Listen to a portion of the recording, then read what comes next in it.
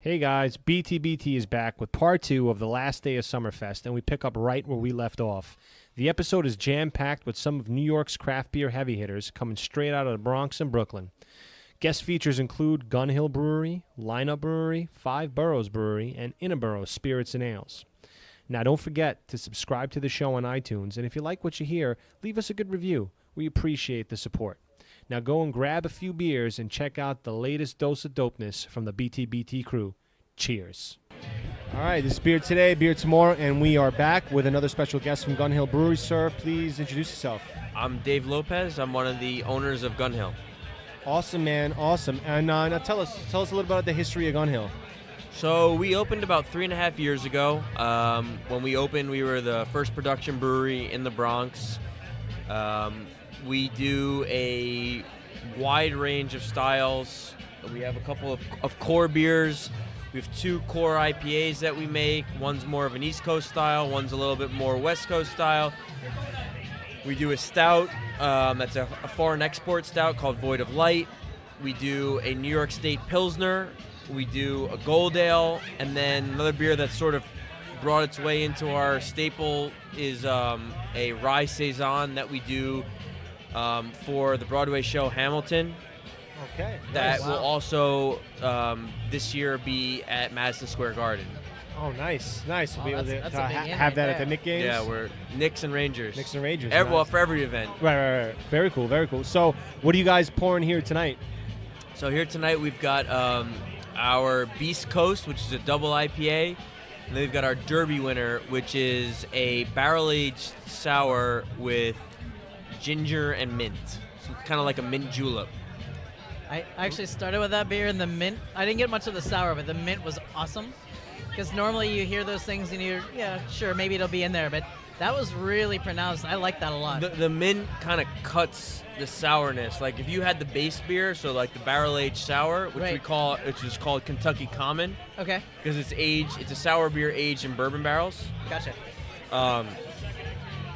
It's a totally different beer than what you get. Like, it is heavy on the mint aroma right here, and then so the mint and the ginger definitely cut some of the sourness. Very Gotcha. nice. I need to try that. That I haven't had. I started actually with your double, which I really enjoyed. I had to wreck the palate early, so I just had to do that. But it was very nice, very smooth, tasty double that I definitely would recommend. I have a question about the artwork behind your cans. So that I actually first came across you guys because a local craft beer can shop. I just kind of picked up your cans, and a lot of the cans have a similar design and feel. Can you kind of talk about that? So, our brand is New York based. It's very much, if anyone's from New York, they've driven on I-95 or the Bronx River, or they take the 2 or the 5 train, they know Gunhill Road. So we're just off of Gunhill Road. But what a lot of people don't know is that Gunhill is part of the name Gunhill comes from the Revolutionary War. And there was a battle at the what's now Woodlawn Cemetery. There's a hill in the Woodlawn Cemetery that was called the Gun Hill during the Revolutionary War. And so we're just off Gunhill Road. We named the brewery Gunhill. We try and keep a lot of Revolutionary era themed imagery, names or war names or battle names. And so a lot of our can work and our main logos are an homage to sort of the Revolutionary era. So like if you look at the font of a lot of our stuff, the font is sort of based out of like Common Sense from Thomas Paine. Right. When you look at it, the first thing that kind of like when I was looking at it, it's almost like Declaration of Independence. Exactly. Style, That's exactly. I mean, that's kind of the idea. Is it's supposed to be in that vein. Yeah. Of the era, sort of. So a lot of our cans. So we're trying to mix it up a little bit because like one of the complaints we've had is that our cans look everything looks very, very similar. So we're trying to mix it up a little bit in terms of what the can artwork looks like. But what we do is with our core beers, everything has that probably what you're familiar with that really, really hardcore, the logo in there, silver can in the background with the American flag or some sort of flag on the bottom. Right. That's kind of what we go for with our flagship beers or our mainstay beers, and then with with the one-offs, we kind of mix things. We're starting to mix things up a little bit now. Oh, very cool, very cool. So, I mean, taking a step back, can I ask, like, what did you used to do before you got into the craft beer scene? So my partner and I both had corporate jobs. I worked, and I actually still have my job in finance, in sales and trading. And my business partner, Kieran, he was in IT management consultancy. Cool. So what was there like a specific moment or an event where you guys were like, you know what, we want to get into this craft beer scene? So what's the backstory, right? We know each other from playing on a baseball team, like a men's baseball team, not softball but baseball. You guys Mets fans? I'm a Mets fan. He's a Yankee fan. Let's go Mets. It's been a rough year. Very rough, but you know what? There's always next year, right? If you're a Mets fan, I feel like I've said that. I feel like I've said that for a long time. 28 years of my life. Right. Yeah. Could be worse. You could be a Pirates fan. You're right. It could be worse. that would be worse. But you know what? But at least you have the Penguins and the Steelers. That is true, and that is my saving grace. Yeah. He's a Pittsburgh guy. Because I got the Jets, and that's not doing so hot for me. Yeah, that's No, fair. well, you know what? The Giants aren't doing that great either. No, they're not. But it's only 2 weeks. There's still plenty of time for the Giants. All the more reason to drink, right?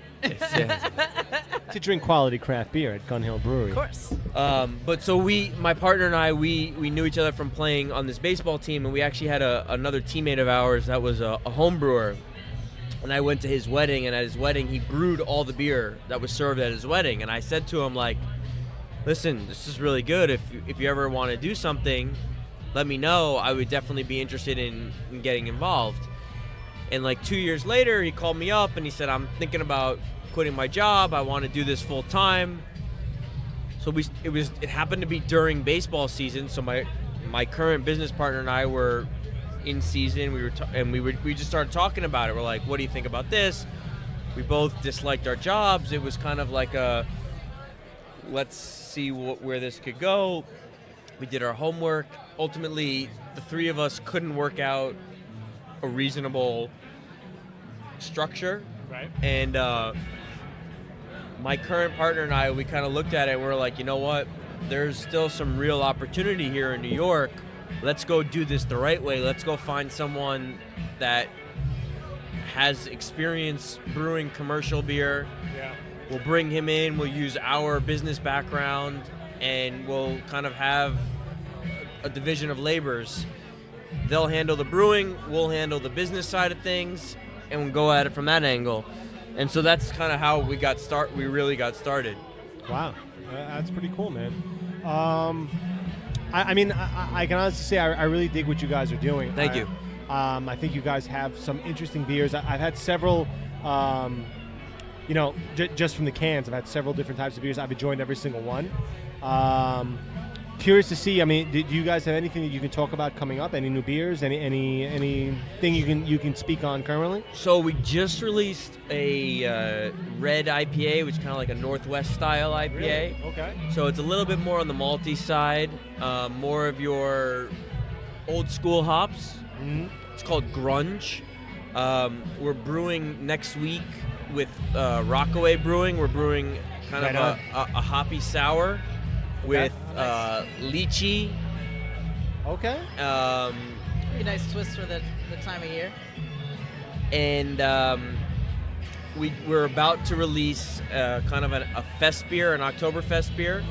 Nice. And then we're re-releasing the beginning or the continuation of a rotating series. So kind of what we do is every season we have a different series of beers that we release 4 of. So for the fall and early winter, it's called Roll Call. So it's a rotating IPA series. So we'll be releasing in early October Roll Call 5. So it's a continuation. We did 1 through 4 last year. We'll be doing 5 through 8 this year. Okay. We're bringing back Void of Light, which is our foreign style stout that's kind of been out of the market for the last couple of months. And then there are a couple other collaborations we're working on with some We did a homebrew competition in July, and we're brewing the winner's beer, so that'll be coming up pretty shortly, a Key Lime Gosa. Really? And that was at the brewery? It was at the brewery. The competition was at the brewery, yeah. Oh, nice. Yeah. Very nice. So for your roll call, are those single hops, or do you like vary it more? Is it fully different IPAs each way? It's fully different IPAs. It's not single hop. So the single hop stuff that we do, it's actually kind of our spring-summer series. It's called the soft serve series. All right. So we do a single hop version of a beer, and we use lactose in it. So they're all like sub 4% beers. Yep.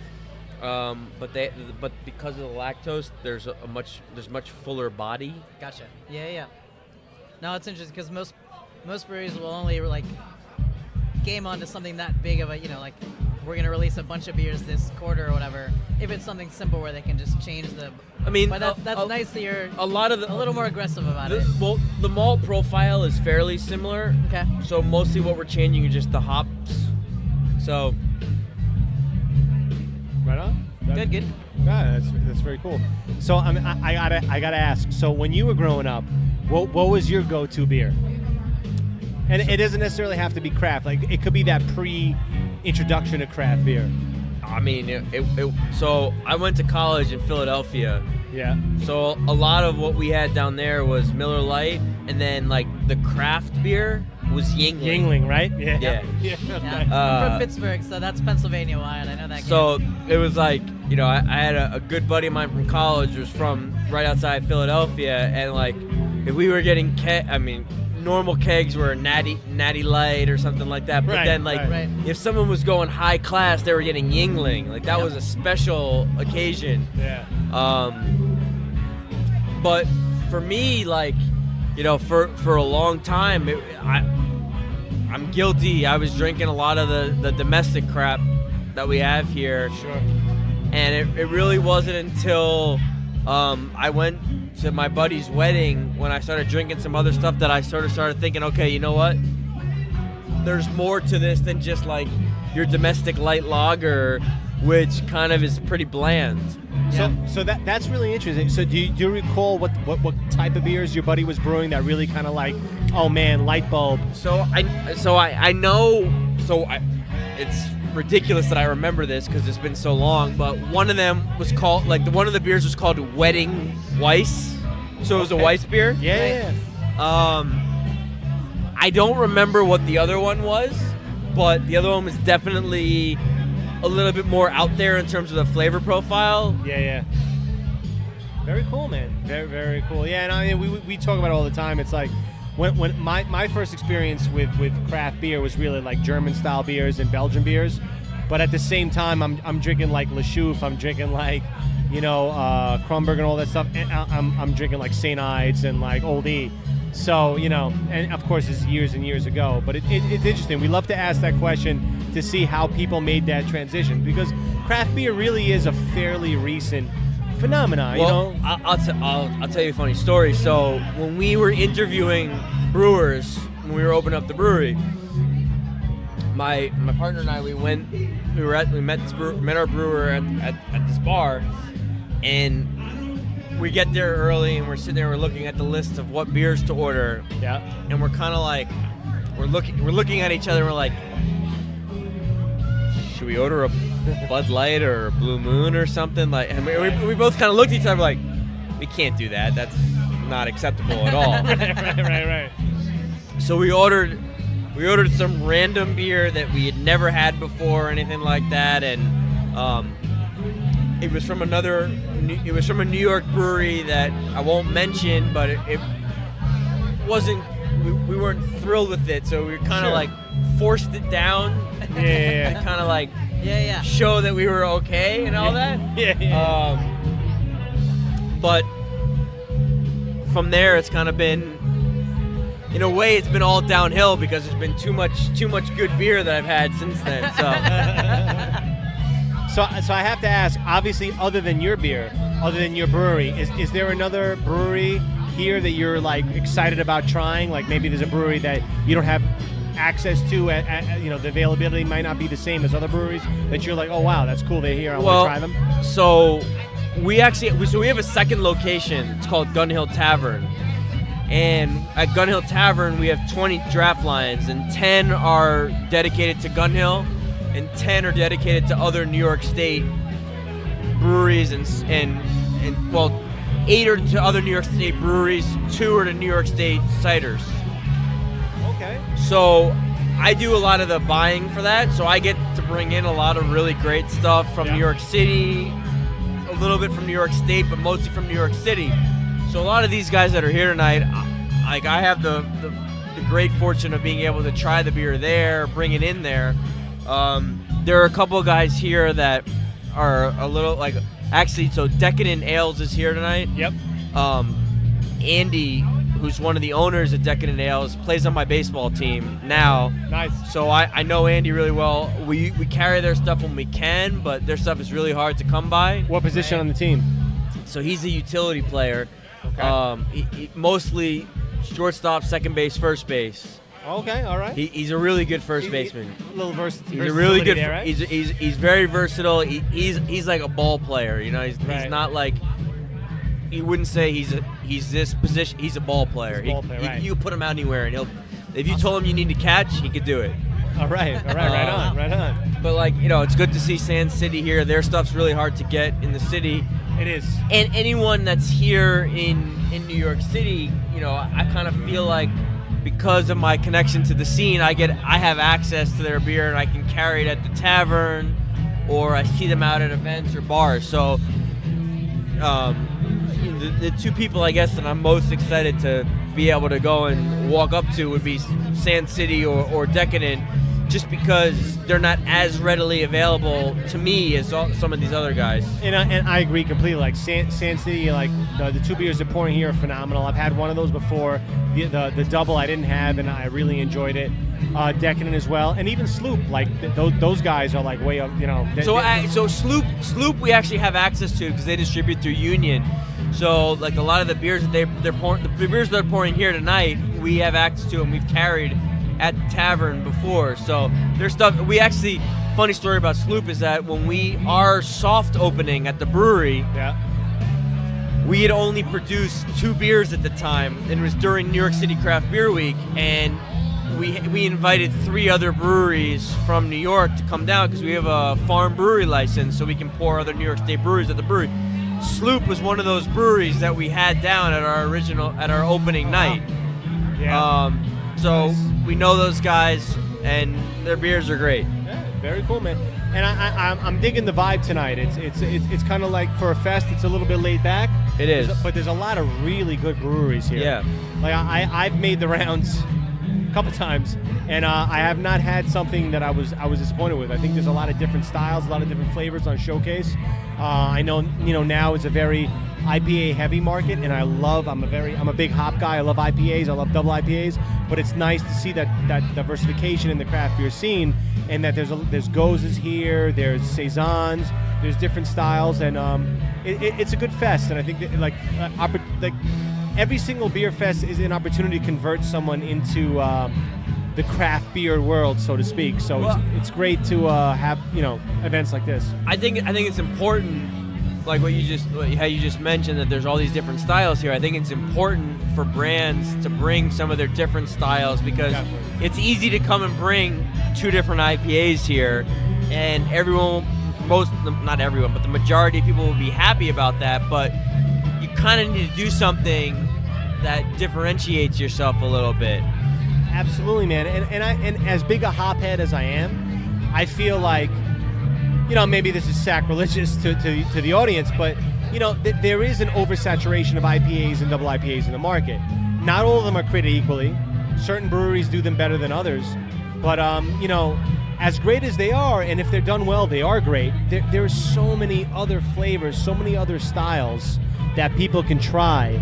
And it's interesting that IPAs and double IPAs are so popular amongst craft beer heads, because I found in my experience, because I know a lot of people, obviously on the one hand, I have a lot of people that are just into craft beer. They're hardcore craft beer heads, searching for those whales, those hard to get, cans, brews, whatever.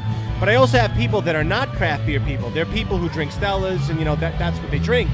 And using an IPA as a gateway for some of these people is just like, they'll try it and they'll be like, what the fuck did you just give me? Like, this is so bitter. Like, they don't necessarily get the flavors that are there. So there's other styles of beers that can help bring them into the craft beer scene. And we firmly believe there's a craft beer for everybody. It doesn't matter what you drink, and we don't judge. We are pro-craft, but at the end of the day, it's beer. You drink what you like, but there's a craft beer for everybody. I totally agree with you, and it's one of those things where when we do events like this, I always like to bring something that is different to try and gauge the public's reaction. So, one of the favorite things that I like to do is I like to bring our Void of Light, which is our export stout, which I'll pour it somewhere, and you'll get a lot of women that walk, oh, I don't drink any dark beer. Right. And I'll say, okay, I understand that, but do you drink coffee? Yes. Everybody does. Do you like dark chocolate? Of course I like chocolate. And I was like, okay, well, you need to try this then. And they'll try it, and they'll go, oh, okay, like, I could drink this. That tastes like a milkshake or whatever. And so I think that, it's one of those things where we're still here in America kind of getting used to the idea that not everything has to taste like a Budweiser or Coors Light. It's so funny to me. Like, I've traveled around, right? And that's actually true across the world. Not Budweiser, but there's one or two flavors of beer. It's funny right? you said that. I was just in Germany about 3 weeks ago. Right. And everyone thinks Germany is like the mecca of beer. Yeah. And it's funny because they make amazing beers. No, they do. However, they do. You spend a month or so there, and you get bored. No, but you don't need from here. You don't need to spend a month. You don't need to spend a month. I spend a week there, and you get Yeah, bored of drinking Pilsners and Helles Lagers, and they're all good. They're all good, but it's like you'll have the best beers ever, but the same 6 best beers ever. Yeah, and you're like, where's the rest of the world? You don't have the diversity that you have here, right? America is definitely being America about beer, which is amazing, right? And we're changing the world the way we did before, right? Like, you look at a country like Italy, right? Their craft beer scene is just like it is here. They're super excited about every style imaginable, and you know why? They get it. They saw it, and they went, we make great food, let's make great beer too. But that's the thing. Like, I found it ironic. I'm in Germany, and like, you see a brewery. I went. Obviously, I was there with my wife. We were there on vacation, but her whole reasoning behind why we should go there was because, I want to go for this reason. You can go for the beer. And so we went. And so obviously we tried to go to a lot of breweries, whatever city we were in. And like in Berlin, for example, a couple of the breweries we went to, they all have New England or Northeast style beers. Yeah. Right. And that's like a big concept for them. But then every other IPA beyond that is German IPA. And a German IPA is like very malty, very different from what we have here now. Yeah. And then like everyone there is still very, very, very focused on making these easy drinking beers because they know that that's what sells. And it takes someone that's really willing to think outside the box because they go, oh, this is popular in America. And then someone might go, oh, that's interesting, but it's not what they're going to sell a ton of beer of. And so it's almost like the inverse of IPAs here. Exactly. Right? Like that's exactly everybody right. can sell an IPA in America. First day, no question. But in Germany, it's got to either be like Pilsner or Helles or a Weiss beer. Right? But the difference is that here you could say I'm gonna sell an IPA, but you mix it up with the different hops. So you could have the same brewery can go, I'm just gonna make IPAs, and they can make 5 different kind of IPAs with the different hop variety. Yeah. There's only so much you can do with the Helles or So that's the fun argument, right? That I've had with my friends who are German is with those beers, right? If you fuck it up, you know. Oh yeah. Right? Like you can't hide it. Well, there's right? no hiding. Like with Exactly. IPAs, you can hide bad beer with IPAs. And that's the tricky fun part of America. We're racing to the end, right? Yeah. But for the best reason, because we want to make everything. Yeah. We want to do everything, make everything. They're like, we want to make one thing the best ever. Yeah. And they're both great ways to be because, hey, if we never explored, nothing would happen, right? That's why we're here in America. But if you don't learn how to nail it, you wouldn't get the efficiency that Germany pulls out, right? Right. Right. So And- it's like two different directions that do the same great things. No, Yeah. I agree, and it's interesting. I was I have family in Germany, and for the first time in a long time, I went back. Me and my wife, we went back in May, and we were drinking a couple. We were drinking every day when we were there, and it's really clean, well done beers, light beers, refreshing beers. But it's true. Like I mean, they're it's the German purity laws. They're not really pushing the envelope. I feel like here in America, like we're pushing the envelope. We're trying to explore the flavor spectrum, and I feel like the German beers, the German styles, those are very good beers. They're well done, but it's all about that spectrum, and it's all about expanding that spectrum. And it's interesting because where my fam lives there, it's a small little town, and as a side note, the access to beer we can get in New York, the different types of German beer, is actually better. The selection we can get is better than what they can get there because it's harder. You know what's funny though is that if you go to Germany, the German breweries, it's easier for the German breweries to distribute in different countries than it is for us here in the U.S. to distribute in different states. Right. They have a lot easier access. It's kind of like Is that part of the EU part? Part of it's because of the EU, but like it's also the name. Oh yeah, I get that. I'm You would just think curious. though Yeah, we're yeah. here in the United States. Well, Yeah. I mean that's our like the equivalent. The EU countries, states are our version of that. Right, and Yeah. You but would think it right. would work that way. but it doesn't work Yeah, that yeah. way, and we're it's tricky no matter what. Like I have friends in Yeah, other yeah. states that are breweries, right? And yeah, they're always like fighting to like get their production up, and then even when they're there, And- how can we enter that market? Yeah. And sometimes it's that tagline, right? They're like, "Oh, here's a beer from Germany," and people are like, "Oh, wow, it's from Germany. Let me try this." So, but that's an interesting point, and it's kind of like, in a way, it's kind of crazy, right? I mean, it's ridiculous. you know. I've got friends. You know, when I was in Berlin, I was talking with the owner of one of the craft breweries that was there, and they were saying, "Oh, we distribute in this country, and that country," Yeah. and I'm like, "Well, right now we pretty much just distribute in New York for the most part." do you think that's part of why Stone went there? Um, I mean, I feel like that's like a perfect jumping off point.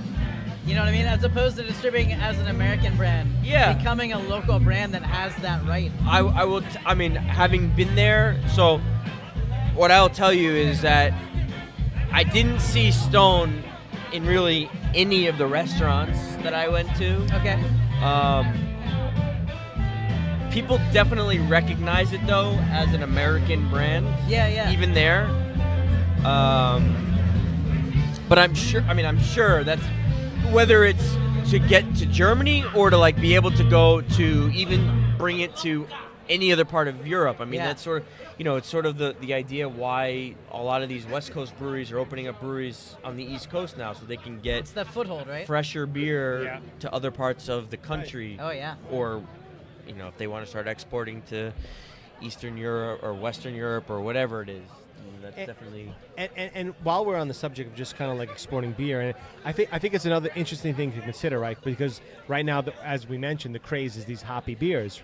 But when if we're going to be honest about it, as delicious as they are, and if they're done well, they are very delicious. The lifespan on these beers isn't, they don't last that long. I mean, you got to drink, honestly, a hoppy IPA, double IPA. You want to drink that within 6 weeks, optimally. Yeah. I mean, and depending on where you're sending the beer. So if these guys are exporting the beer somewhere, depending on where you're sending it and how you're sending it, it could be spending 3 or 4 weeks just en route to Right. wherever it's going. True. Yeah, yeah. Yeah, Now, having been over there, what I would tell you is that some of the stuff we're making here, even when it falls off a little bit, is probably still more interesting than some of the stuff that you're going to find over there. Right It's on. one of the beauties of hops being a preservative, right? There you go. There you helps, go. helps us out there. And I think that those, over in those locations, they might not necessarily know and be able to say, this is a little sweeter because the hop profile is kind of dissipated a little bit. They might not say that, but if we were there, we would notice it right away. Sure. Yeah, absolutely. And it's something we've discussed on the show in the past a couple of times, but it's interesting to think, right? Like, because the whole can sharing is a thriving market within craft beer, and that helps grow craft beer. It helps grow the whole culture behind it. And on that standpoint, that's awesome. That's amazing. And we were talking to Dan from Single Cut, a couple months back, and he was like, he understands that, but at the same time, when you're trading these beers, when did you get a temperature controlled, ice, appropriately portioned, shipment? And that's a great point, because it's like, yes, you want to trade these beers, you want to get these awesome beers, you want to grow the brands, the whole craft beer world, but you also want to kind of stay true to what the brewers had, their vision behind them. And shout out to our boy at Queen's Brewery. He's about to open up soon. We're waiting for it. He's kind of scary looking right now. I didn't recognize him. Yeah, we had him on the show. Not digressing a little bit. We had him on the show at Heartland Brewery with Greg Bellina, and he came on the show a couple of months back. It was a pretty good show. If you guys want to, if you haven't checked it out, check it out. We were getting pretty shitty on the show. It was a good show. But yeah, it's just interesting, the whole craft beer trading scene, because it's like, the reality of it is that, and I totally agree with you, but the reality of it is that the moment you send your beer outside of your brewery, I mean, you don't know. You lose all control Right. over everything. Right. And whether it's someone taking our even someone who buys our cans from the brewery and then wants to go and send it to someone else, it's out of our control. We can't control it. It's no different than if we're selling it to Whole Foods or someone else. Like, Sure. we don't know how Whole Foods is keeping the beer. And, no disrespect to Whole Foods. I don't know how you guys keep the beer, you know what I mean? But just, you're just the first one to pop into my head. It's that Amazon money. But, any local, even your local craft beer store, like, there are a lot of them that I've been to them. They do it with some of our beer. They don't even bother putting it on the shelves. They don't even bother putting it in the coolers. Yeah, that's crazy. They just leave it in the cases on the floor, and it's like X number per person. Right. Here's the dollar price. Go for it. And even if their store is air conditioned or whatever, like, It's not good enough. it's not the same. No. It's not the same. So that's just one of those things that we're dealing with here. We got a little beef right now between Lineup Brewery. But Kat Martinez is just jealous. it seems like it. I think she really wants to get on the show, and she might be jealous that you're on the show right now. But with that said, I mean, is there anything you'd like to leave our audience? Anything else you'd like to tell our audience about your brewery? If you haven't been up to the brewery, it's definitely worth the trip. If you're not familiar with the Bronx, there's a lot to do in the Bronx beyond what people think. The Bronx Brewery's great. Arthur Avenue's great. Obviously, Gunhill Brewery is great, but Gunhill Tavern is great too. And there are some other local businesses right around the tavern that are a good destination to go and visit. So it's not a lost cause just to come up to the Bronx. So Nice. Brooklyn and Queens has a lot going on, but the Bronx is definitely there's more to do in the Bronx than you think. Every borough in New York's got great craft beer, and I agree 100%. To our audience, if you haven't made it out there to Gunhill, you definitely should.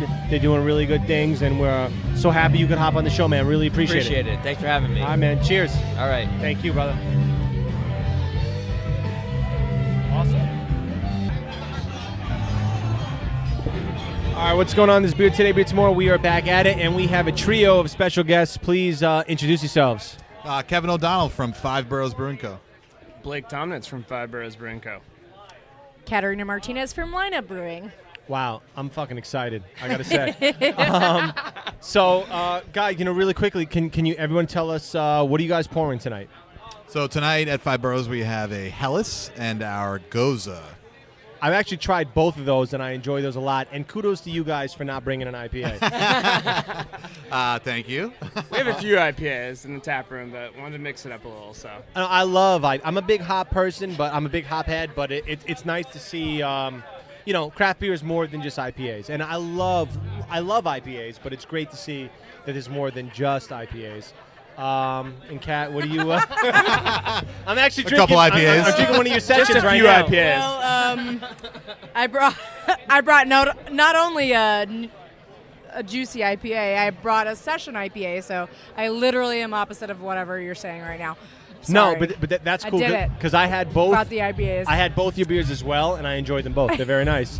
And one of your beers is actually brand new, right? Yeah. It's called I-80, and that's a highway from San Francisco to New York. My new partner I just brought on is from San Francisco. Really amazing brewer from Bear Bottle in Mission area, downtown San Francisco. So he's coming out here. I'm very excited to bring him on, and this is our first beer we made together. So the whole idea Special. was that, it's weird. It's weird to do that, to go from not brewing to brewing by yourself to brewing with somebody else, especially someone as seasoned as he is. It's good. It's good. I'm excited. Very good, cool. And now you guys are currently in Brooklyn in a shared space, right? We're actually, so that's a good segue. We're moving into a bigger space. So I'll always be in that space in Industry City. Yeah. I have a farm license, so I have up to 5 locations. So I'll be there. Oh, nice. The place that we're negotiating a lease at right now is in Red Hook. It's weird to say that. You can't ever like solidify those things. So I would never say we're moving to Red Hook. But we did find a space we really like there. So we're moving into a 15-barrel system there. Nice. And we're again, super excited, honestly. That's pretty awesome. That's pretty exciting. And if I could ask, so what did you guys do before you got into craft beer? Worked in the corporate world. It was a lot of fun. Started off in finance. Kevin was on the operations side, kind of doing like risk management, business continuity. You can maybe delve into that a little bit. Sure. Yeah. I mean, just working corporate jobs, and Blake and I kind of just realized one day that we needed to get out of that and open a brewery. So Sure. That's where we are now. So what was there? Was there like a specific moment when you guys were like, all right, fuck this corporate shit, I want to move on to craft beer? Yeah, we actually have somewhat of a long history. I mean, we only launched about 6 weeks ago, but crazily enough, the concept originated in the summer of 2011. So I actually started homebrewing in college up in Boston, and just kind of walked into a homebrew shop in Cambridge, and my head just kind of exploded, and started homebrewing with my roommates, and eventually got all of our equipment confiscated, which was fun. So we actually started brewing out west of school at a kind of a bitter and esters-like place.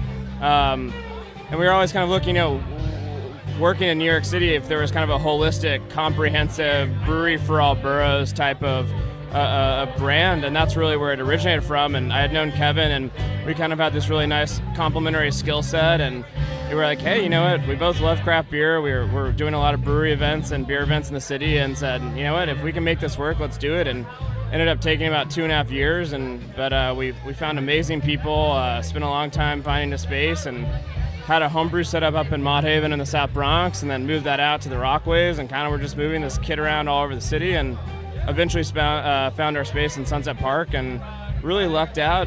Took about 2 years to build it out, but about 1.5 years, and then about 6 months to scale up our home brewing recipes to the production system. So it's been a journey, but we're just excited now to be out and about talking to people and having people try our beer. So nice, man, nice. And what was the hardest part of that whole journey? Like, what was the hardest part of getting The New York City Department of Buildings. Hope they're not listening. Those fuckers. You know what, crazily enough, federal and state was, relatively easy, but we definitely, we went through it. So our facility is an old steel fabrication plant. It was the earliest kind of record we have of it being in existence was around 1918, 1919. We actually had a railroad coming into it, but we saw the space, 35-foot ceilings, and we were just like, wow, like this is the perfect spot to build a brewery, but unaware of really kind of the level of, I guess, permitting processes and other things we'd have to go through. So, Cool. And Kat, what was your process like opening up at a brewery? What did I do first, or like? Oh God. So I actually started opening this brewery when I worked in software engineering at Adobe. Really? Yeah. Okay. So I don't know if a lot of people know that. I'm like a big nerd, but I'm pretty sure all brewers are big nerds, right? And their like own at right. heart. We all tend to like good beer, right? at the end of the day. After going off by 6 hours in a row, all you want is a beer, right? Well, yeah, I mean, there's a little bit of a, nerd way of life if you're a big craft beer head. I mean, that's kind of part of it. I mean, I think brewing is a very systematic process. Sure. And people that think that way tend to put their creativity into something that they understand. So honestly, a lot of nerds, fellow nerds that I know, work at Google and all of the tech companies that I've worked for, and that's what we share in common. Doesn't make you a good brewer, but it makes you a home brewer, which is the beginning. That's the early stages, So, yeah. Absolutely. Right. I started as a home brewer. I worked at Adobe. I was working at Adobe the entire time I started Lineup, up until actually like April of this year. That I left it full time to do this full time. Nice. Which was was for sure the scariest thing I've ever done in my life. So Was it like that scene from Half Baked when you left where you're like, fuck you, you're cool, fuck you, I'm out? Or were you like, oh shit, what's going to happen next? It's funny because they already knew that I was like doing this thing. I had like a good amount of press behind me. My boss is Mormon, was Mormon, and did not drink beer at all, but he knew I did this beer thing. And it was like, honestly, I left Adobe. I went into the brewery. I brewed full time at the brewery that first Monday for God, I don't even know how many hours, and everything broke. Every single possible thing broke. I broke broke both of our pumps, and I was there till maybe 3 a.m. making sure that everything was like clean and trying to fix shit. And I literally started crying. I'm not a crier, and I hate to equate that with being a female in beer, but I couldn't believe the fact that I had left this 6-figure salary job for that I was successful at. Right. This fucking asshole. Okay, maybe I impeded on his, but this fucker. Sorry, that's my Lopez. Shout out to Gunhill. We got shout out to Gunhill. Lopez Martinez is in the house. We're all about the Hispanic pride in beer, but hell yeah. But in general, yeah, I cried. I fixed it. I got up the next day and did the same thing, and it was the best thing I'd ever done in my life. Best decision I've ever made. Nice, and I respect it. I mean, you hit a low, and you were like, "Fuck it, I'm gonna come back tomorrow, and we're gonna do this again." I respect it. Scary when you do that stuff alone. It is scary, and that's why I respect the whole craft beer renaissance in New York, especially. I mean, you go back, we talk about this on the show all the time. You go back 5, 6, 7 years, there was no breweries here. And then it started, I think, maybe with Rockaway, a couple other breweries in Queens, and it started growing. And I think still there's plenty of room for more breweries. But me personally, I'm very happy with all the growth that's been going on. So are there breweries here other than your own brewery? Are there breweries here tonight that you guys were like, I'm excited to try some of these other guys' stuff? Is there? I just finished the Barrier Earth. It's a stout. It was phenomenal. Really, really nice. Again, not an IPA. Right. So it was nice to have that. KCBC. We just did a collab with them, so always excited to try their stuff. It was actually a Hellas too, so. Which I tried. The Hellas was really the nice. Polka guys. Yeah. Oh, all right. Yeah. No, I mean they're both great. It's I think the collaboration here in the New York City beer scene is it's just amazing. Everyone's we're all in the Brewers Guild and always kind of talking and chatting and trying to figure out cool eccentric stuff we can do next. So it's a very collaborative process. So. Yeah, I mean, I think it's really cool to see, how collaborative the process is, because you don't really see that in other businesses. Like, you don't see people kind of willing to work with each other, willing to collaborate. Yeah, Coke and Pepsi coming up with the new product. Right. I think it's mutually beneficial. It's like we keep on pumping out really great, high quality beer here in New York City. It continues to grow the scene and continues to grow people's interest in craft beer in general. So. Everyone's just very driven, so it's always exciting to meet up and figure out new crazy stuff to do. Absolutely. Now, going back to Kat, do you guys have any events coming up? Any new beers you want to talk about? Yeah, I mean, well, can I say my favorites here? Absolutely, yeah. Well, Sorry. no, what did you like tonight? I got them down. I got my top 3. I'm very excited about them, Okay, actually. okay. Let us hear it. I would only do that because I'm, like, shocked. Not shocked. I'm very excited that there's this great quality of beer coming out of New York. Sand City really came to play today. Yes. I was blown away by both of the beers they brought. Sand City's, obviously, they have a big crowd. They got a ton of people waiting in line for their cans. Like, they're killing it. Yeah. Number 2, I always am here for Sloop. Sloop is always killing it every single time. So I came here excited to try Sloop, and they didn't disappoint. They never disappoint. Killing it. He's here. I got to mingle with him. Makes me excited to talk to somebody that he brews very different beer than I do. So a lot to learn, from each other, and I think that's awesome. Number 3, we're gonna go a little bit more commercial, but Mikkeller and Stillwater. Brian Strumke owns Stillwater Artisanal. Sorry, I know him, so it's like a weird thing to. They made a beer together. This like tropical fruit punch thing. Oh, yeah. Holy moly! nougat. Holy The nose on that moly! is amazing. Oh my God! Yeah. It smells amazing. Yeah, yeah, I yeah. was like, wow. Kat And it immediately wasn't brought it fake. over. I loved it. I brought it to you. Yeah. I was like, I liked it so much. I literally came over to Blake and Kevin. I was like, oh my God, drink this. now. Drink this. Smell it, drink it. Smell It's it, drink it, delicious. do it. Like, it was good. Dude, it was good. Very, very good. So, back to your original question. Actually, what was your original question? I don't even remember it. I'm sorry. I don't fucking remember. But that was a great answer, though. That was a really good answer. There's a lot of good breweries here. A lot of good beers here, for sure. One thing we always like to ask is what did you guys used to drink before you got into craft beer? What was that beer you used to drink back in the day before you got into the whole craft world? I'm pretty sure I'm a stockholder in Coors Light. All right. I grew up in Dallas. And my dad was a Shiner guy, so Okay. I grew up watching him drink Shiner Bock and anything in the Shiner family. So Okay, I have cool. to say Shiner. Cool. Oh my Kat? God. This is the hardest question in the world. I'm from Colorado, so we have so much good beer there. But it's got to be that one beer you started on.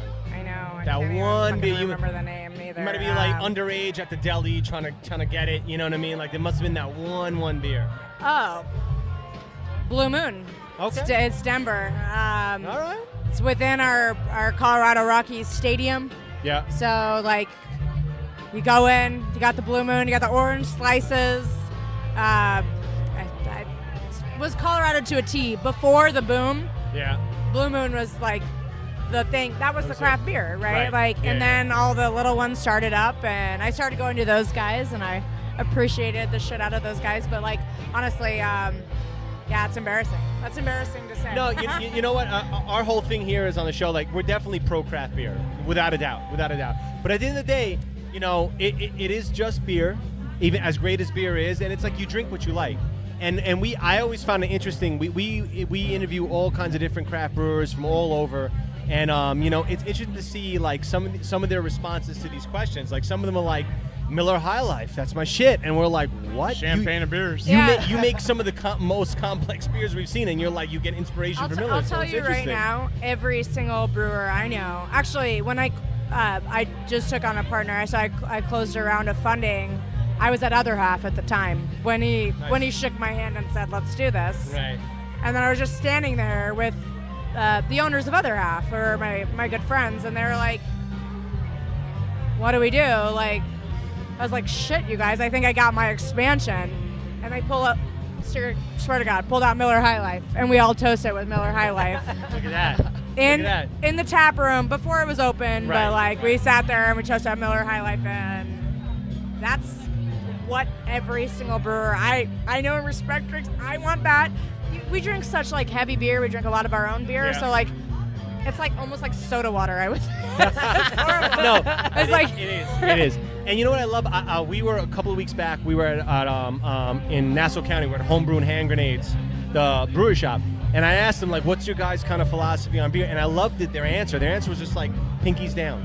You know, you drink what you like. And I really love that. Even though we are definitely pro-craft beer, it's like, at the end of the day, you know, beer, if you love a beer, beer for me is more than just, obviously flavor, profile, taste, but it's also beer is the experience, right? Like beer is that conduit to your whole night, to your whole kind of experience. And it's interesting to see how, you know, you can have people making such complex brews, such flavorful, intensely flavorful brews, and then, you know, what they drink on their downtime. I personally, I just find it fascinating. But I'm kind of getting off the rails a little bit. But so going back to you guys, now you guys are like kind of like the new kids on the block. Like, where do you guys kind of see? Obviously, there's a couple months left in this year. What do you kind of see the future for Five Boroughs? Like, if you could kind of summarize that.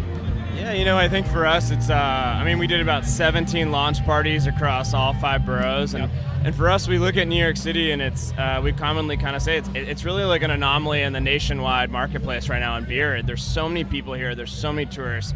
There's so many retail accounts. There's so many people interested in beer. And I think it's really unique. And to your point, I think there's so much room for growth here in New York City. So when we look at kind of our brand and our namesake and our vision, right now we're really just hyper-focused on New York City. We have this ability to be a big production brewery, but also be a hyper-local brewery, and that's an exciting thing to do right now. So, you know, we're not saying we'll never go outside New York City, but for the near future, we're really focused on really embedding ourselves within the 5 boroughs. You know, giving every borough some love, and you know, making sure that people know who we are, and producing a broad range of beers for the many palates here in New York City, you know? Absolutely. And speaking of that, are there any new beers or any upcoming beers you could speak about? Yeah, you drop any BTBT exclusives right now? We actually have a fest beer coming out. Okay. We're tapping it on Friday night, so a week from tonight in the tap room. Nick Griffin, our head brewer, is going to be in the tap room. We're going to tap it at 5:30. Krupa's going to be there with sausages, so it's going to be a good event. We're going to start talking it up this week, and then we got some other things coming down the pipe in the next couple weeks. Couple can releases. And some other stuff that stay tuned on our social media for. So. A few collabs too, which we're really excited about. This is some of our first collabs. That's really exciting. And then our Goza, we actually use our base Goza and do some fruited variations there. So every 4 to 8 weeks, we'll do a new fruited variation of our Goza, which is really exciting as well. So a lot of stuff in the works. Nice. That's exciting to hear. It's very exciting to hear. And I'm going to ask you guys both this question as a cat. I'll start with you. So if you could kind of like boil down, like what's the philosophy behind your brewing? You know, it changes, right? When I started, I was like, I want to make very standard styles of beer. I'm BJCP. I'm like a very style person. I like the styles because I like the history behind the styles. So you know your shit. Yeah, I love it. I love it's one of those things that I'm like a super like to nerd out about. So what I wanted to do was continue to make styles that were historically accurate, right? Okay. So I started doing that, and I didn't make a lot of IPAs. That's why your first statement, I was like, oh my god, I came here with 2 IPAs. What has happened to me? My whole thing is falling apart. Hey, they were both very tasty, by the way. I enjoyed them both. It's interesting because you come to play with like, I want to make these historically accurate beers, and then you're like, well, but what do people want to drink? And right now, the kids like want the IPAs. They're all about it. My IPAs are not. God, I hate to say that. They're not other half IPAs. I hate to put another brand. I'm not putting them down. I just don't make their style. I make a less hoppy IPA. Right. It's a very specific style. It's a good style, but it's like its own style. Right, it's its own style. Well, and that's really the joy of styles in beer, right? Right. I fucking love this movie too. I hate to quote Willy Wonka and the Chocolate Factory, but we are the dreamers of dreams, and we are the magic makers, and we can do we get to decide those styles. So when somebody like me looks at styles like that in beer, and I'm like, I want to make this really great historic style, I want to make that Pilsner exactly how it's supposed to be. It doesn't leave room for artistic creativity, right? Right. Because we get to make those beers, and I think that's exactly what Other Half is doing. They're making their own style of beer right now that the East Coast has, right? We already, and this is a accepted style in beer, is the Northeast IPA, right? Like, we made that just because we are, right? Like, just because we've been doing that. So, like, that's exciting, and that's how it started. It morphs, right? So now that I, have this, my new partner who's like coming from California, it's really exciting for me because I don't know if you guys been to the West Coast, but they like their beer is different than ours. Sure, yeah, absolutely. Like a good amount. Can't believe we don't have clarity in our beer. It's like shocking to them. They're like, why would you want that? Beer is horrible. And we're like, no, that's our style beer. So to have like this like Coast Collide thing, I hope that is my future of us bringing both of those styles to play, and I think that's exciting in itself, honestly. That's what I'm excited for moving forward. It's weird, and every month it changes, so I can't possibly even tell you. I'm like, I'm excited about the styles. Yeah. No, that's awesome. Anything, I want to make what people want to drink. I want to surprise people.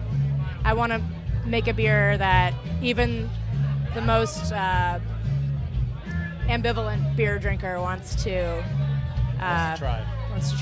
All right, right on. And how about? I mean, that's kind of hard to follow, but how about you guys? Yeah, I think it's a great response, and I think that's what's so awesome about the New York City beer community is everyone always has like their own kind of little niche, and I think for us it was not only making it the range of styles that we like to drink, but a range of styles when you like think of the vast majority of consumers here in the 5 boroughs. It's the epitome of the melting pot, There's so many people here, there's so many different flavors and palates, and for us it was about developing a wide range of beers that really hits kind of every range of consumer, whether they're just new to craft or they're like apex craft drinkers. And really the way we think about it is like that pyramid. You kind of like that intro craft, that premium craft, ultra premium, all the way up to apex. So it's like we really try to have a wide variety of different beers on tap at all times and available out there, so someone can find what they like. And at the end of the day, it's beer is very subjective, as is any consumer product good. So it's a big thing for us. So awesome. And with that, I mean, do you guys have any kind of parting words for our audience? Anything that you feel our audience should know about your breweries? Just drink the beer. Just try the beer. You'll be converted. No, I think it's we're just really humbled by kind of the welcome that we've gotten into the New York City beer scene. We were pretty stealthy for a while because there's so many variables and so many kind of hurdles to launching a brewery here in New York City. So to be out there now and to be interacting with everyone in the beer community here and just kind of consumers that are interested in beer, it's we're humbled. It's exciting, and I think there's a lot on the horizon, not just for 5 Boroughs, but for the New York City beer community in general. So I think even down kind of in the Southwest Brooklyn area, we're trying to plan something similar to the LIC Beer Tour. There's so many breweries down there. You look at Threes and Other Halves and Strong Rope and Folks Beer and Lineup and Ortega and us, and it's like there's so much possibility there. And I think LIC did a really great job with how they scheduled things and set things up. So hopefully in the near future, we can set something like that up. So awesome. Yeah, I mean, in New York, it's if you're putting out a quality product, people will respond. And obviously, for both the breweries, people are responding. And it's great to see that because I mean, we're all about the craft beer culture and anything we can do to help kind of grow the craft beer culture, not just in New York, but everywhere. I mean, that's for us, that's a beautiful thing. So, Kat, what's on the horizon? What do you want to leave our audience with? There's a lot going on with me right now. And with me, I mean Lineup. I mean, I say with me, I've been doing Lineup by myself for the longest time. Yeah. And I now have 2 team members, which is crazy because I have to delegate tasks and do things that I never trust other people to get it right. Yeah, right? I have to be a boss. It's really weird. We're moving. We're moving into a bigger space, so that's probably the biggest thing to know about us and the most exciting. So there'll be a lot more about that coming up, but Just today, actually, this has been a very long day for me. I was up at 4 a.m. brewing our first 30-barrel batch. We have a fermenter at Great South Bay in Long Island, which is my sister brewery. And we were brewing there. So a 30-barrel batch, which means we're going to distribute to all of New York City. So we're everywhere, honestly. It's very exciting. Very cool. Yeah, we were out at a Great South Bay last month. I mean, I was just kind of blown away by the facility. It's huge. It's crazy. It's very big. Yeah. It's crazy. Are you going to bring back Voodoo Cat? Today I told him, I was like, dude, you don't even know how many people talk to me about Voodoo Juice. I ask about it every week, but that's just... It was a good beer. It was a beer that we made. It was our collaboration. It was a and collabo. It tis the season. I'm gonna do it just for Blake. But I'm gonna make a Blake themed Voodoo Juice. There you go. He doesn't want to be there. I only name beers after ex-boyfriends, so now it's gonna be his favorite. Blake, hybrid. It's gonna throw all the throw 5 boroughs under the bus. It's gonna be horrible. No, it was a good beer. I talked about it. We're gonna make it again for sure. Very cool. We'll make it again. But yeah, lots of beer. Lots of beer coming. That's the big thing. We're gonna make a map. We want everybody to go see and buy a pint of the beer at any of the bars we're gonna be at. Also, hit me up because I'll go drink some beers with you. There you Hopefully, that'll be fun. Yeah, right on. We'll have events, yeah. Right on. Perry, any parting questions, thoughts? I mean, all I gotta say is I'm recently moved to Park Slope, so I've stopped by both of the facilities, and it's great to see more popping up in the area. You know, I'm closest to the other half, which is the big one, right? But it's awesome just to see the explosion everywhere, and everybody's trying really cool stuff. So I'm looking forward to everything just showing up on my doorstep. You know. Oh wait, does that mean you want us to ship you beer? If you're offering. If you're offering, right? I'll sign up for that. You want us to FedEx you beer, is what I just heard when you said on your doorstep. Winky. Hints, right. People aren't even seeing the winks he's sending us right now. Well, I think that's a conversation we carry offline. But awesome. Guys, thank you so much for hopping on the show. We really appreciate it. And guys, keep doing what you're doing. We love what you guys are doing, and we love to support the craft beer scene. So anything you guys do, and anything we can be a part of and help kind of spread. BTBT is all about it. Yeah. So thank you all very much. Oh, thank you for having us. Thanks for having us. Exactly. Yeah, that's the best. Thank you so much, guys. It's awesome. Awesome. Cheers, guys. Hey, Cheers. Beer today, beer tomorrow. We are back, and we have a very special guest from one of our favorite breweries in all of New York, Interboro. Sir, please introduce yourself. My name is Jay Steinhauer. I'm in charge of all our distribution and wholesale at Interboro Spirits and Ales. Fucking A, man. And what are you guys pouring today? Today we are pouring 2 beers. We have the Stay Gold IPA, which we did in collaboration with Run the Jewels. It's a 6% IPA.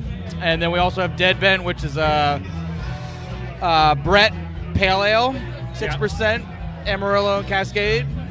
Nice. Funky, juicy, dry finishing, kind of grainy at the end.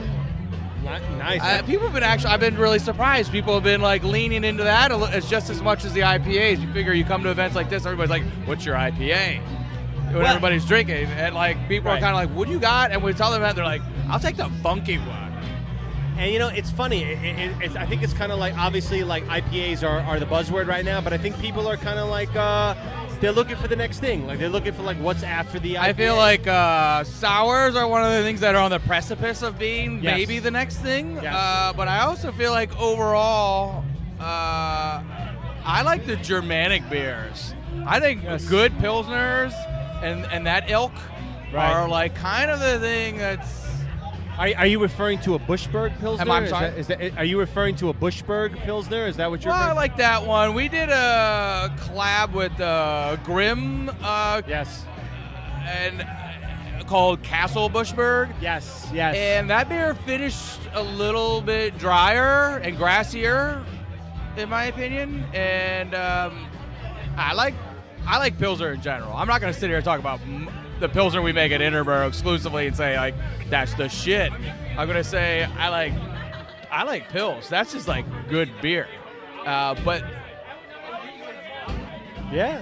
I mean, Bushberg was one of the first beers we made when we opened a year ago, and then this collab we did leading up to our anniversary 2 weeks ago, and Grimm is opening up around the corner from us, hopefully this fall. Yeah. That's what they're working on, and they'd never made a Pilsner, and so it was like, I wanted to have another variety or another variant of, easy, clean. It's been hot outside. I mean, it's been 95 degrees, or it's been 85 degrees, and humid out, and like that's the kind of stuff that you want something to drink at that time of year. No, absolutely. See, the way I tend to drink is I like bitter beer and I like clean beer, and so I'll like drink something bitter, drink something clean, and then drink something bitter, drink something flavorful, and then I'll drink something malty, and then go back to that clean. Like I like dirty water. It just like washes it out. Right. And then like, what else can I try again? Yeah. You know what I mean? Like that's kind of how I tend to drink. If we're gonna sit at the bar and drink beer,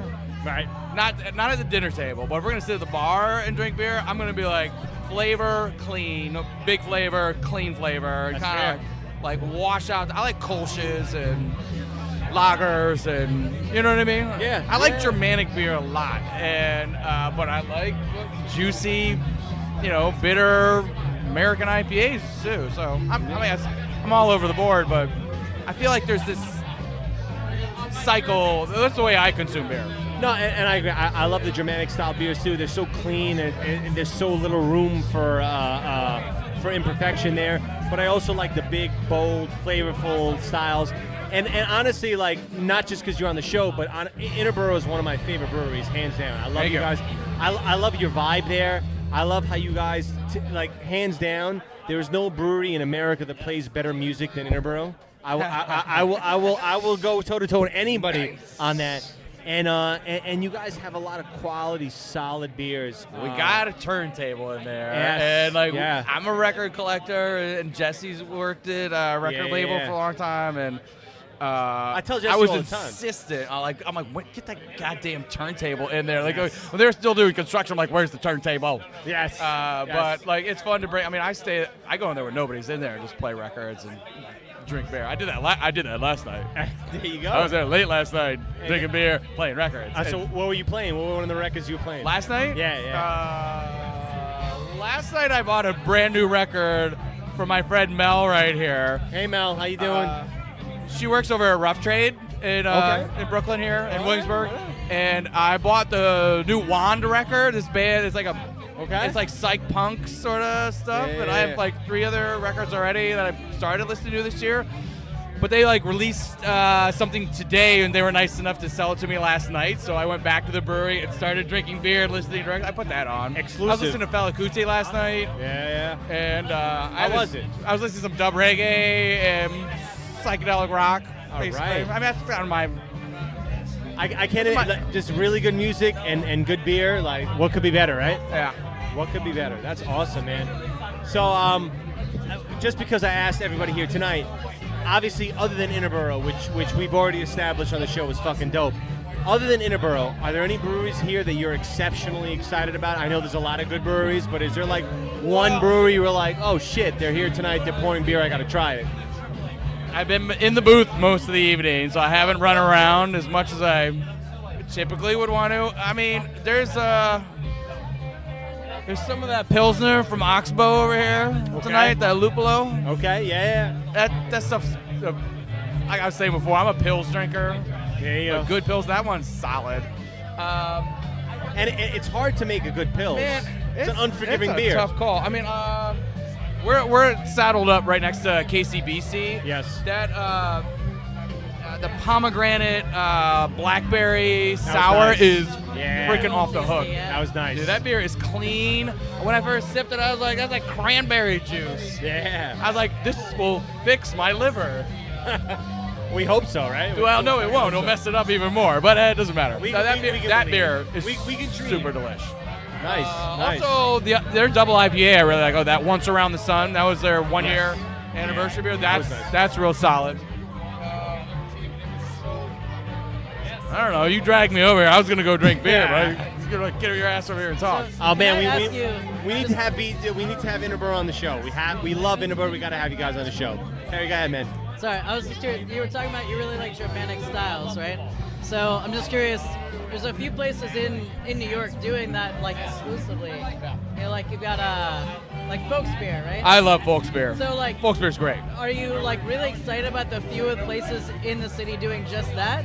Are you like, is that something you want to like expand, like growing like a side, not just putting what's out in the market, but also like we want to match that, or is it more just like you brew what you want? You know what I mean? I mean, I'm in the mind frame that this is America and anything goes in the brew industry. Yeah. And the question is, you brew it, or are the people going to drink it, right?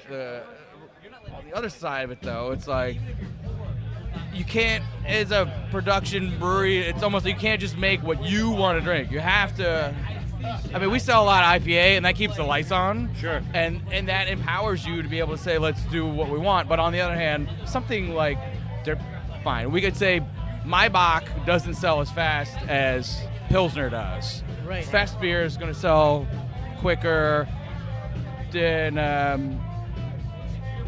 mean, I don't know how to say it. It's like, it's certain, even within like the traditions of brewing from Europe and around the world, there are things that seem to translate faster into what the market here in the United States. You still have to be aware of the market, no matter what. And yet, on the other hand, I like the idea that it's like these styles are being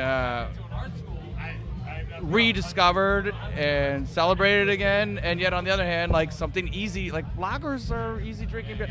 New York is funny though. People drink more Pilsner than they do lager here, or at least they have. And it's like, if you made a beer, I was always like, market it as a Pilsner. Like, you call whatever the hell you want, right? Yeah. It's up to, there's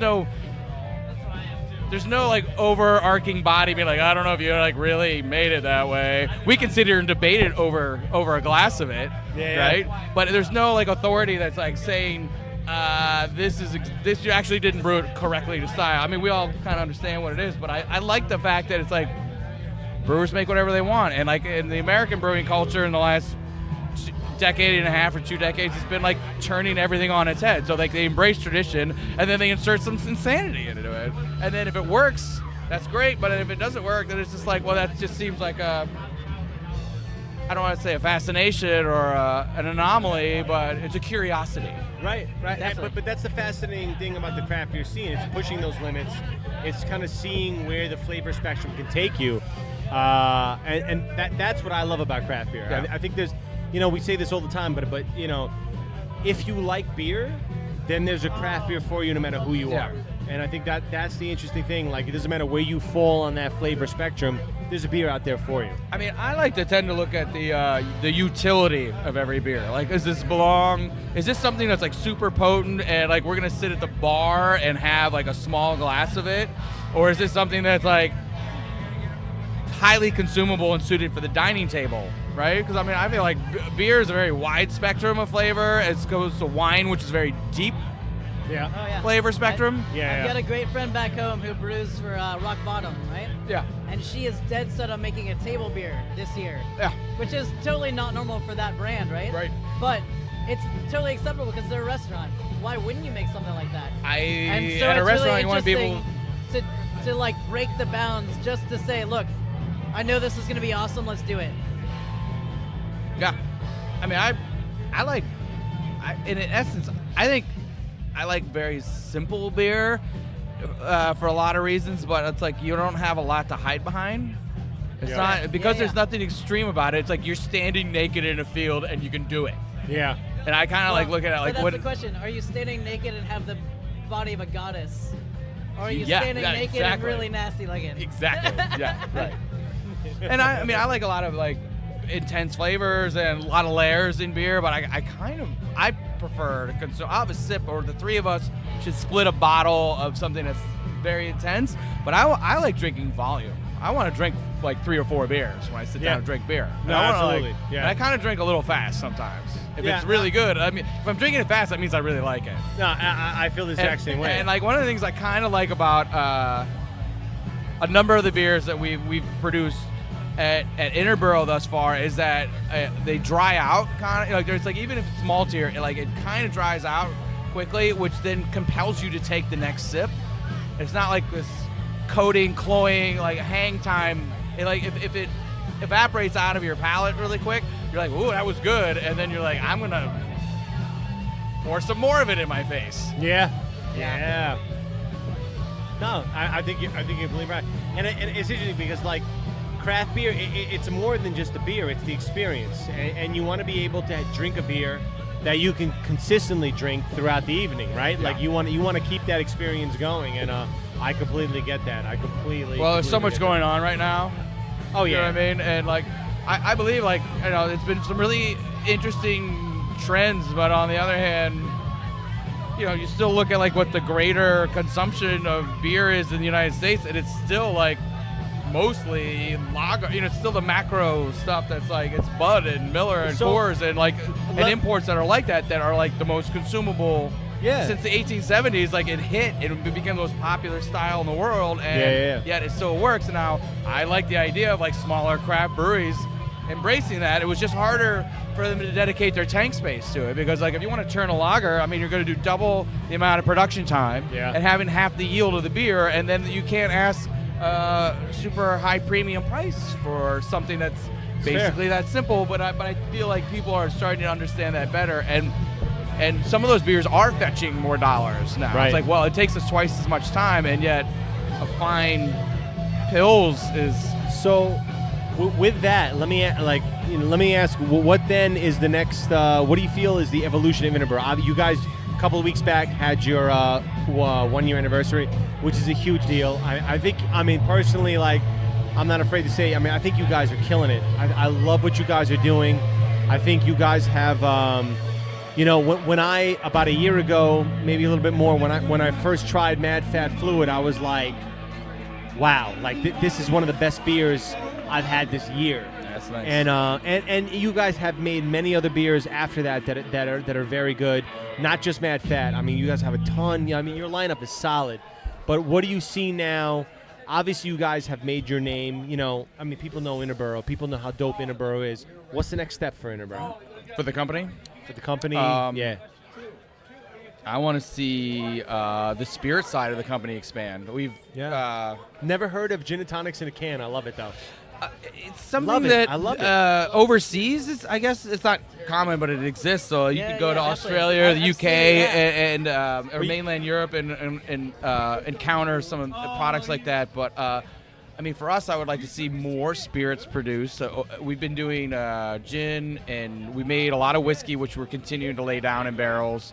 And we have some of the white whiskey or the, the unaged stuff available. We utilize it in the tasting room. And you get to reuse that later, right? It's a barrel aged. Yeah, so we're kind of. It's all forward looking, right? Yeah. We're presenting it right now and saying like this is something that's going to come, but we're like showing a spirit, and it's like quite frankly, it's, believe it or not, I feel like it's a high utility spirit, because it's like.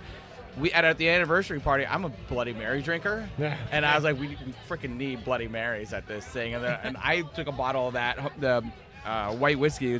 We call it Negative Space, and I took that home last year or the beginning of the year for Super Bowl. We had a bunch of people over the house, and I made Bloody Marys with that, and it was like, stuff is awesome, and like, man, and Jesse, our brewer, swears up and down he's never going to make vodka because it's like, it's just.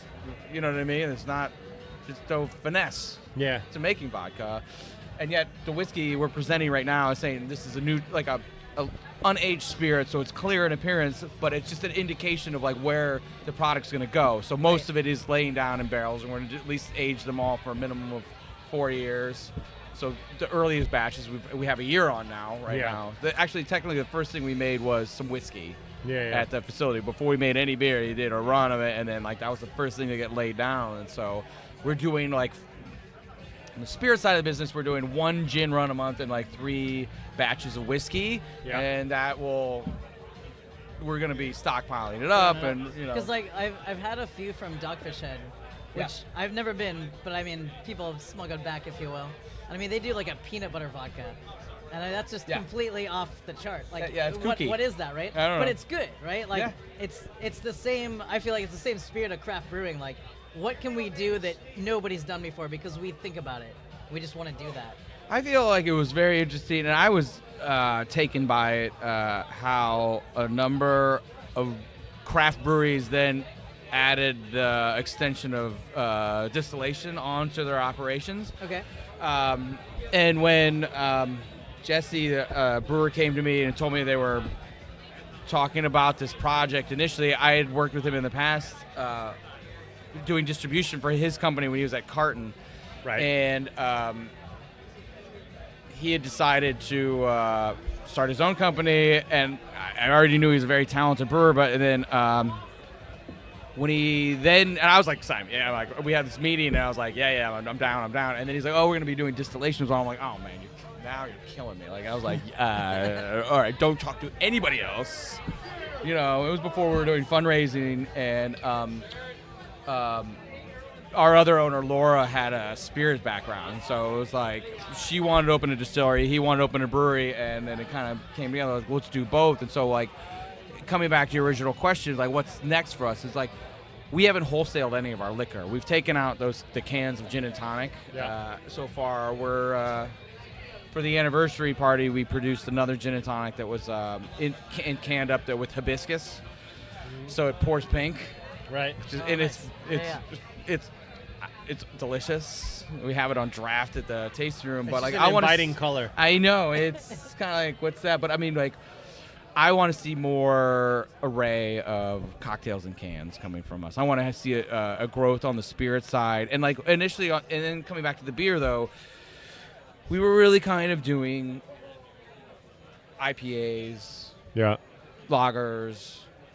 You know, we didn't start out doing like a lot of really crazy beers that had a lot of wacky ingredients. We didn't do any sours or Brett beers initially. Sure. We have a couple now. We were only beginning now that we're a year into it, like, to start making some of those beers, and we want to have them offered in the roster. But on the other hand, it seemed like IPA is very popular in this country, and so that's like obviously what we wanted to be able to produce, but it also seemed like it was kind of like elevated blue collar beer is what I felt like we were doing. It was like, this is beer rather than so standing the world on its head. Let me ask you. So you guys, it wasn't on the menu last couple times I was there, but you guys did the approved stout, and I enjoyed that. I thought that was a smooth, drinking stout. It was so good. Yeah, it really was. So, I mean, you know, there's not many of those styles of beers on your menu currently. Is that something you guys, you know, in the future you think that's going to become? I mean, we just actually made Schwarzbier.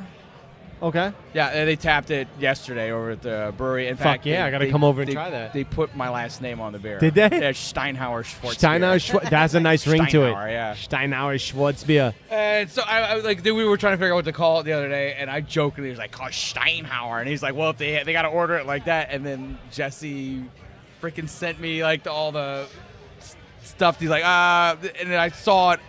He didn't tell me he was really going to do it. I said, everybody laughed when I said it because I joke around a lot, but that's a dope name.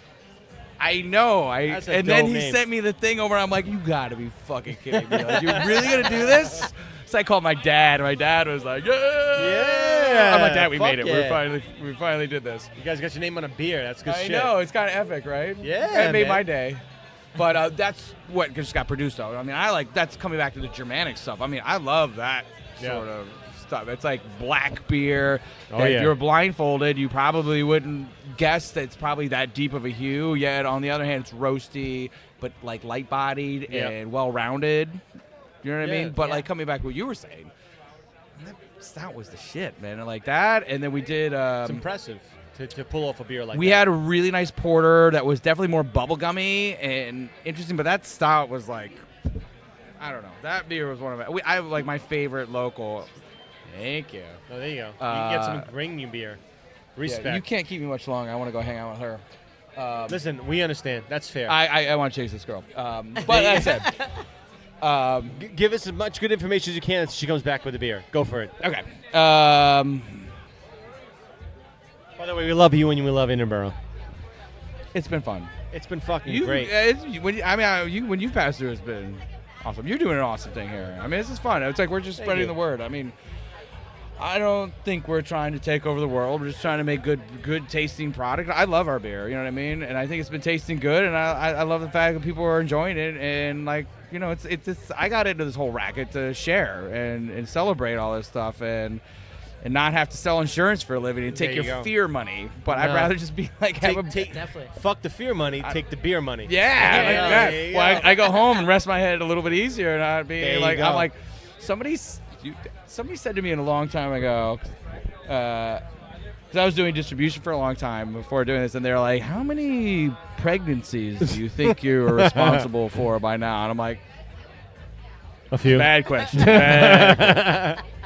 You wanted the best from me right now. I give you the worst. But you know what though? Like, what I love about Interboro is not just the beers that you guys produce, and you guys produce really good beers, but it's just the vibe there. You know, Vibe's nice. It's an open setting, Yeah. so you can. I know some like space in New York is hard, and you guys got a good space. It's a challenge. Yeah. Opening any business here is a challenge, and then dealing with liquor authorities and all Yeah. that stuff, let alone building departments. Yeah, yeah.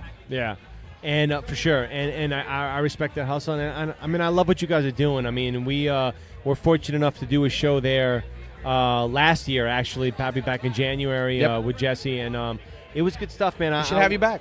Hey, man, we would love to come Should back. have you back. We love what you guys are doing over there, and we appreciate your input into the New York craft culture. And, Yeah. it's Well, definitely cool, man. This is a great community.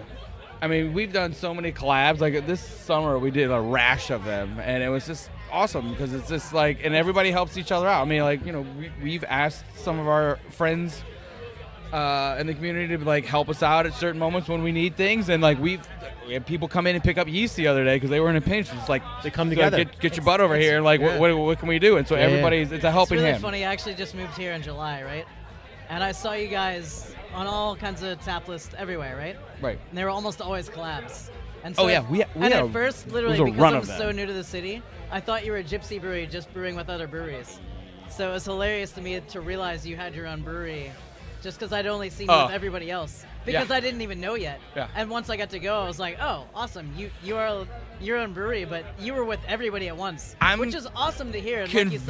Like you said, the community is amazing here. I'm convinced the whole collaborative thing is an excuse for everybody to have lunch together. Like, let's go to Arizona and have lunch with those guys. It works, right, though? I know a brewery And then that drink we're their in there beer. next week, I just so. think that's what it is. So you have some beer in front of you. I know you need to run. Really quick though, what are you before you part ways with us? What are you drinking right now? I don't know, Mel. What are we drinking? What are we drinking here? Is Evil Twin finally here? Yeah, 'Cause- they're over with Stillwater. Oh shit, we need to hit them up Oh, next. I've already gotten the Stillwater. Evil Twins next. Evil Twin is dope. I'm excited to have those guys coming into Queens. Queens all doubt. day, baby. Queens all day. Very excited. But Jay, I know you got to run. Thank you so much for hopping on the show My with pleasure. us. We love you guys. We love Interboro. Thank you. Any parting words, my friend? I'm happy it's fall. Yes. Today is the first day of fall. This is like the Last day of end summer. of right? summer. Yeah, it's the last day of summer here, and I'm glad of the seasonal shift. Let's drink some dark beer. Right on, man. Let's go dark. Right on. And thank you so much. Thanks for hopping on the show. And hey, man, we'll be in the tap room drinking with you soon. Cheers, Thank brother. you, my pleasure. Cheers. Cheers, man. Hey, we hope you guys enjoyed this latest episode. We'll be back next week with the Forest Hills Community Gardens Charity Event Show. Stay tuned. You won't want to miss this episode. It's loaded with special guests, including some very talented home brewers. Speaking of charity, BTBT is proud to be co-sponsoring the pop-up sample sale charity event at Absurd Conclave in Bushwick, Brooklyn on November 18th and 19th. Visit Eventbrite to get your tickets. All proceeds go to Puerto Rican hurricane relief. Don't forget to follow us on Instagram, Facebook, and Twitter. Until next time, drink local, drink fresh, repeat. You know, we have a couple of the guys on the show, Justin Pittsburgh and Mexican Pete, and I understand you feel a certain way about these guys. You have a message for them. Well, I happen to like Justin and Mexican Pete as well. One of the few. And if it were up to me, I would have a third term so I could secure that Mexican Pete would not go south of the border, if you will. If he could order some nachos and say, I'll take us south of the border, I would hope that people would not show up at the door saying, you have to go further south. He'll find his fucking way back in. You can't stop him. That's what it is. Hey, this is beer today, beer tomorrow. Having a good time at the well. You know, we just chilling out. It's a good fucking time. The well rather is a very nice space. We had a lot of great beers poured here tonight. A lot of great breweries representing. We had POTUS on, which was also dope. Well, Presidential Hey Now. Presidential Hey Now. And Perry, man, you got any parting words? Any closing thoughts? I guess all I gotta say is my only other time here at the well was happy hour. And Yeah. if you're in for a happy hour, this is the place to go. Right on. There we So go. Definitely recommend it. That is what it is. Beer today, beer tomorrow. We are signing off. We put in a solid 2.5 hours of podcast goodness for y'all motherfuckers. And we're signing off. So, guys, we'll catch you on the next episode. Peace.